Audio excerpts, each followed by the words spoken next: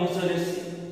যদি অঙ্কটা ভালো লাগে প্রয়োজন পড়ে অবশ্যই শেয়ার করবেন এবং ইউটিউবে দেখলে ইউটিউব চ্যানেলটি সাবস্ক্রাইব করবেন এবং ফেসবুকে দেখলে ফেসবুক চ্যানেলটি পেজটি অবশ্যই ফলো করবেন।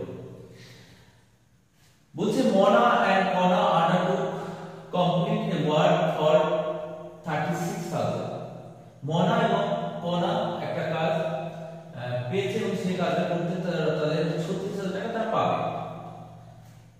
Mona can complete it in 20 days. Mona ওই কাজটা করতে টোটাল কাজটা যদি করে 20 দিন সময় লাগবে। Kona can complete it in 60 days. Kona যদি এই কাজটা করে 60 দিন সময় লাগবে। With Shema help, they finish the work 10 days. How much should be paid for her contribution? অর্থাৎ Shema ওই কাজের জন্য কত টাকা পাবে? দেখা যাক অঙ্কটা কিভাবে করা যায়। দেখো এখানে Mona, Kona আর হচ্ছে Shema। Mona ওই কাজটা কমপ্লিট করতে 20 দিন সময় লাগে, তার মানে 10 দিনে সে কতটুকু কাজ করতে পারবে? 10/20,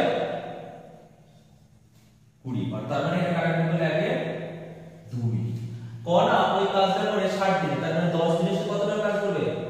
10/60। তাহলে এটা কাটা করতে কত হবে? 1/6।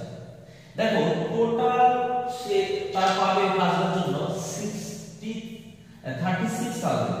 তাহলে এই Mona টোটাল এই কাজের জন্য কত টাকা পাবে? 36,000। এটাকে মাল্টিপ্লাই করলে কত হবে? 18,000। আর Kona এই কাজটা করবে কত? 1/6।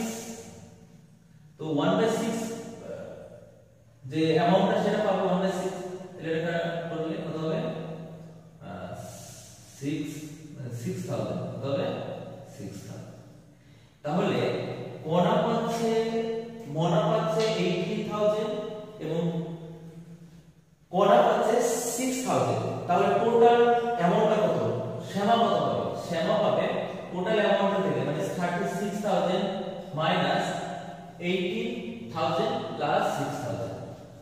তাহলে হচ্ছে 36,000 মাইনাস 24,000 12,000।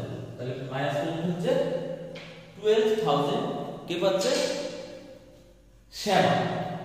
ঠিক আছে, এত একটা বড় একটা ম্যাথ সামান্য কয়েকটা ক্যালকুলেশনের মাধ্যমে এটা করানো হলো।